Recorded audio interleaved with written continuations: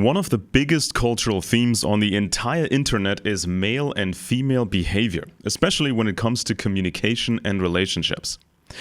There are trained therapists and academics, coaches, there are the feminists and red pill influencers.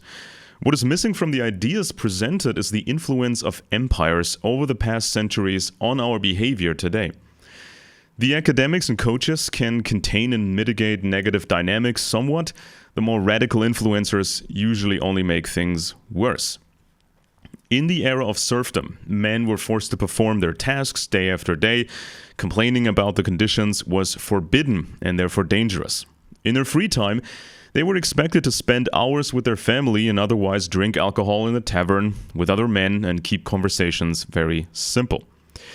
They were safest if they stuck to this pattern, and their own sons were relatively safe too. It was too dangerous to reveal to other men and women what you really thought and felt.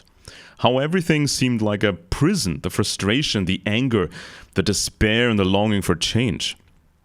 It was just as dangerous for women to express criticism of the power structures, and what's more, in their private lives, they were also subject to men. Women could exchange ideas with each other and use an indirect form of communication with men. So you don't mean what you really say literally. Everything is only vaguely implied, and the man can never really refer specifically to a past statement by a woman because everything was somehow meant differently. Psychological games and even manipulation offered more security and opportunities for women. These different communication styles have remained to this day.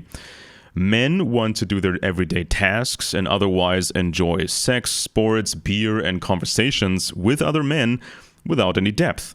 Women are frustrated because men are not really willing or able to talk about their personalities, their inner lives. Even when it comes to the inner lives of other people, men usually don't really want to contribute anything. Women often use the completely wrong term when describing what they want from men. It's not literally about vulnerability. No woman is enthusiastic about weakness in men. Rather, women want men to have the extremely important ability to understand their own personality and those of other people. This ability is extremely useful for men. You constantly have to assess the trustworthiness of other people and know roughly how someone else will react to something. If a man wants to deceive another man or constantly use him for destructive forms of entertainment, he will act like the stereotypical buddy. Like in the taverns of the past centuries, he will focus on fun, vapid conversations. Even a cliched alpha male can be thrown off course at some point by an unexpected stroke of fate. Women therefore want to know as early as possible whether the man has the ability to remain constructive, even in difficult situations. There have been many alpha men who were simply used to success and recognition coming their way, and then when they encounter the first major stroke of fate, all they can think of is to drink booze or do drugs.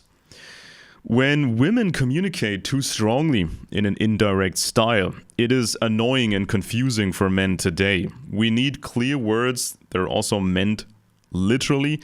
In principle, we also understand hints and more or less subliminal expressions of emotions. But it irritates us when a woman constantly talks in an indirect way. Everyone has emotions, that's clear. Dogs have them too.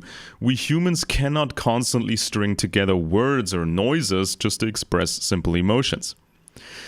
When the various empires ended serfdom and tried out new systems such as half and whole republics, communism and fascism, the old communication styles remained largely intact. If you observe teenagers and their parents today, you see a multitude of prohibitions and self-censorship, especially in the normal and slightly upper middle classes. The children are not allowed to be themselves at home. Everything is criticized and forbidden, so the kids practice a kind of empty, stereotypical non-personality at home. The parents themselves monitor other parents and set a kind of code of conduct. The kids are also monitored by their peers at every step. Misdeeds are punished by exclusion and the spreading of rumors. People live like in the GDR under the Stasi and adopt a stereotypical personality with which they risk as little trouble as possible. When the kids grow up, they usually fall into the boring, lifeless category. Otherwise, they fall into the category of dysfunctional or pathologically malignant. And so, relationship life is very difficult. People try to hide their boringness, dysfunctionality, and malignancy, especially when they are getting to know each other. At some point, they show what they really are. Academic experts then give well-intentioned advice. Ideological influencers spread a dangerous mix of facts, myths, and generalizations. A so-called man of high value must be handsome and have status and money, they say. A woman of high value must be pretty, young, and somewhat submissive. Some influencers preach that we need conditions like they used to be, meaning arranged marriages or at least no legal possibility of divorce. A man with a job automatically, supposedly, is entitled to own a woman. The woman is like a kind of household apparatus that has to function. If women today demand that men are not deadly boring, that they can communicate and understand the human psyche, men are often irritated and insulted and reel off angry sentences they have heard on the internet. No, it is not enough to be 6 foot tall and go to work on weekdays. Anyone who has nothing more to offer is incapable of having a relationship. Anyone who cannot really communicate is incapable of having a relationship. This also applies to women. Simply having coffee party conversations, primitively seeking emotional support, and indirect statements that are not meant literally are not enough.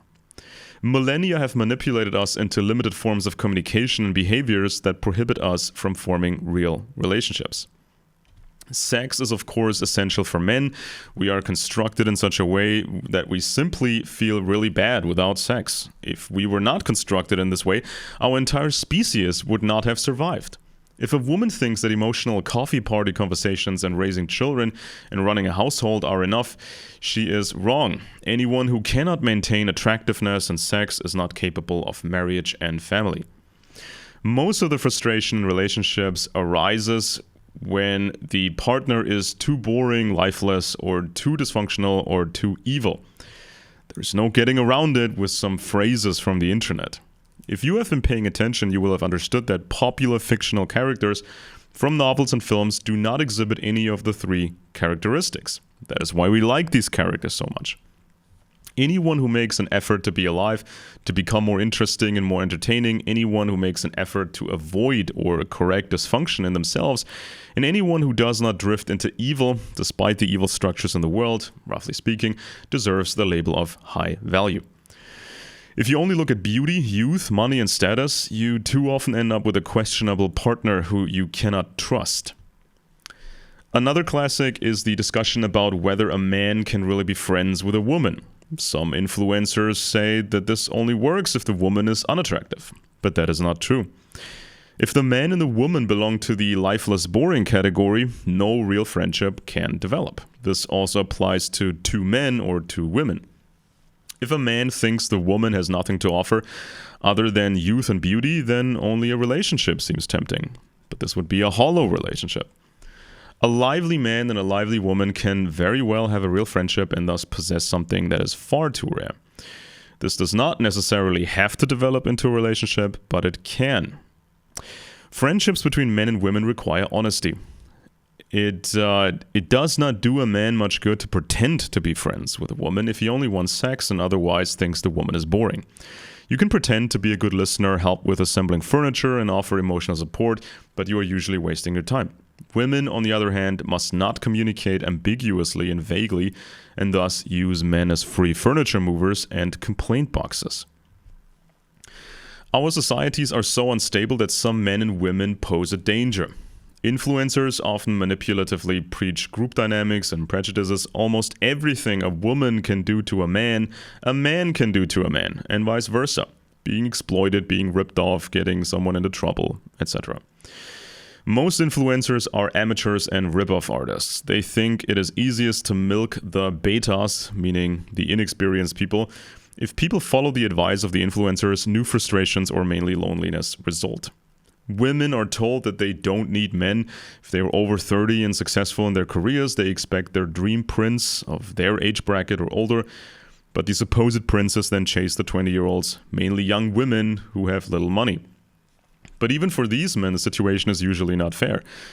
If they allow themselves to be persuaded to get married, they may end up with a woman who is about to get divorced and wants to cash in, or who is no longer making any effort to stay slim and healthy. Men today would prefer to have 5 sex partners at the same time. They like to lie about looking for a serious relationship, but immediately run away if the woman actually wants to take the next step in a relationship. The men have heard from the red pill influencers on the internet that it is simply stupid to enter into a real relationship, mostly. You have to ghost the women immediately. If the women have had a certain number of sex partners after a few years without being married, they are dismissed as terrible. The men, however, consider themselves great, even if they themselves have had several partners. If a more attractive woman in her 20s has fun with multiple men, she's generally considered a hoe and hypergamous. Of course, there are unstable women who cause a lot of chaos, especially under the influence of alcohol. But other women simply don't want to get involved with a lifeless bore for a long time, or risk getting involved with someone malicious. It is very important to have fun in life. Men actually know that too. Influencers are mostly concerned with telling their target audience what they want to hear. It's about money and influence, so everybody stay safe.